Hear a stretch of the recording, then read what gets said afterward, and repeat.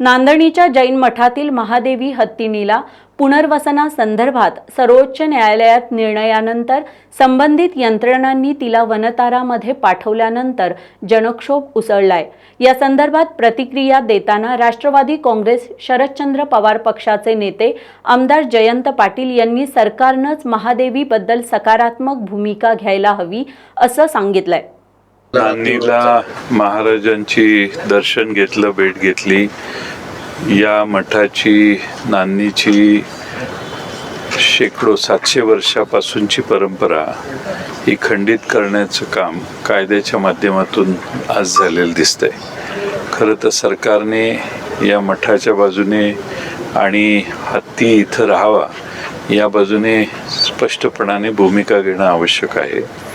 केरळसारख्या राज्यामध्ये त्या राज्यातला हत्ती बाहेर जात नाही, तसं महाराष्ट्राला देखील तशी बंधनं जर घातली असती तर आपले हत्ती दुसऱ्या राज्यात घेऊन जाण्याचं कृत्य थांबलं असतं। आज इथं 700 गावं या मठाच्या आधिपत्याखाली येतात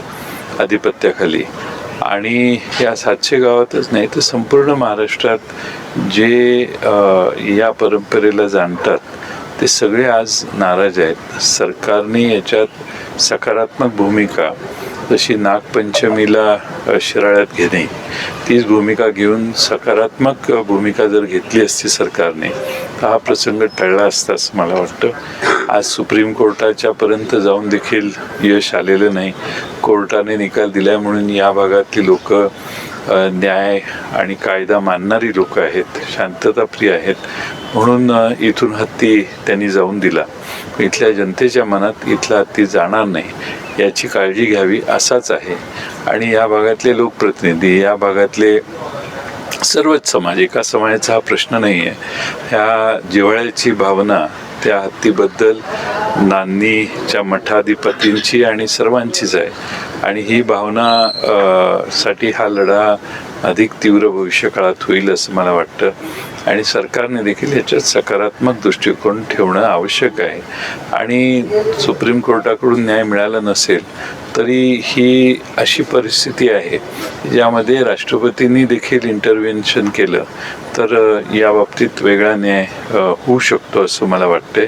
त्यामुळं आम्हाला कुठल्याही कोर्टाचा अवमान करायचा नाही आहे, परंतु नांदणीची ही 700 वर्षाची परंपरा खंडित जर होत असेल तर या भागातली सगळी लोक नांदणीच्या मठाधिपतींच्या नेतृत्वाखाली, त्यांच्या मार्गदर्शनाखाली हा संघर्ष पुढे चालू ठेवतील असं मला वाटतं। इथल्या लोकप्रतिनिधींवर इथले स्थानिक नाराज आहेत की त्यांनी एक चकार शब्द सुद्धा हत्ती नेल्यावर काढल्याने, पण काल 2 दिवसांनी सोशल मीडियावर त्याचे बाईट करतात, काय सांगा?